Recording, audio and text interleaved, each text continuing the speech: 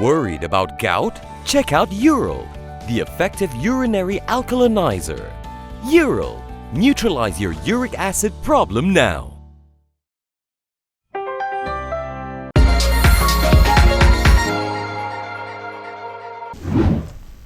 Happy International Women's Day. You're watching KiniNews and I'm your host Prasad.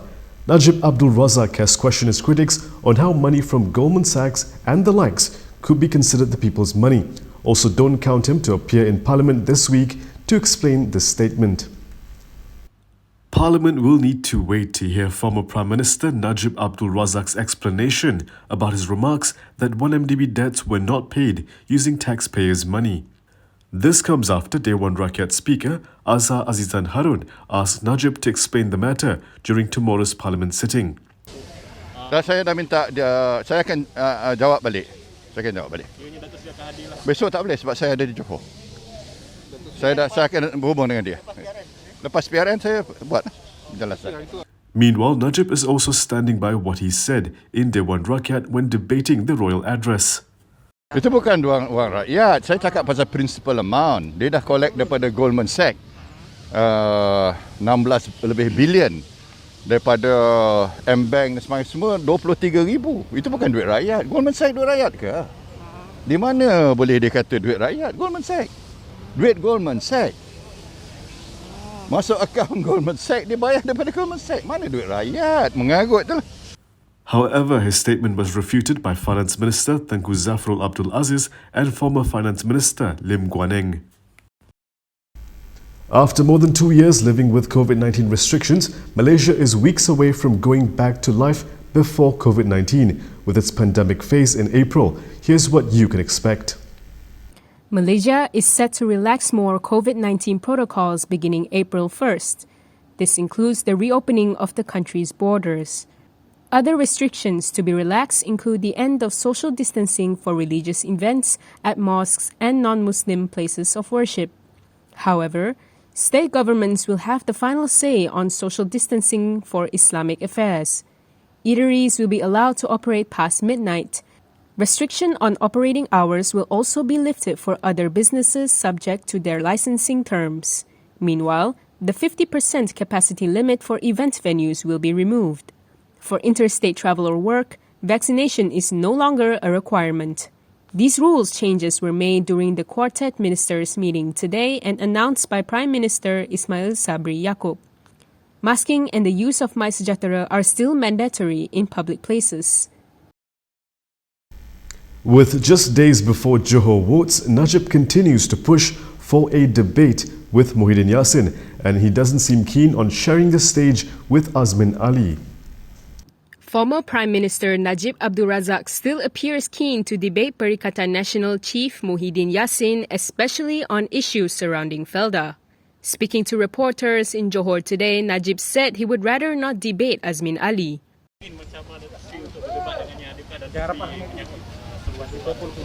Saya dah kata, saya susah nak debat orang yang muka tak berapa jelas, kabur, kan?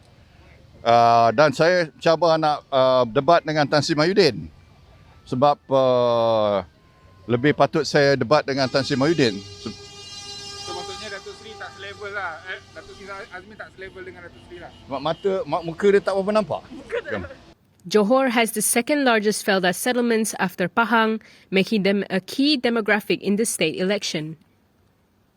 However, not everyone in Bersatu thinks Najib should be allowed to debate Muhyiddin Yassin. Bersatu Information Chief Wan Saiful Wanjan has claimed that former Prime Minister Najib Abdul Razak was unfit to debate their party president Muhyiddin Yassin. Saya rasa bakal banduan ni tak layak untuk bercakap dengan seorang tokoh yang seperti Tan Sri Muhyiddin. Jadi dia kena sedar diri dan cari orang yang satu kumpulan dan satu darjat dengan dia lah. Jadi tak sepatutnya. Cabaran Datuk Sri Azmin pun dia tak berani nak jawab, dia nak cakap besar pula. Perikatan Nasional's manifesto put special emphasis on Felda, which has the second largest settlements in the country. Previously, Muhyiddin touted the abolition of 8.3 billion ringgit in debt for Felda settlers while he was the Prime Minister for 18 months.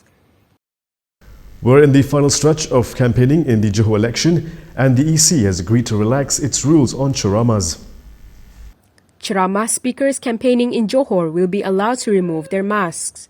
This is the Election Commission's latest decision.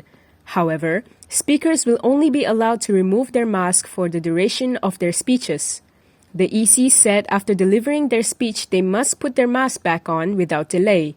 Meanwhile, the new SOP no longer forbids attendees of political party meetings from any form of touching, though shaking hands is still not allowed.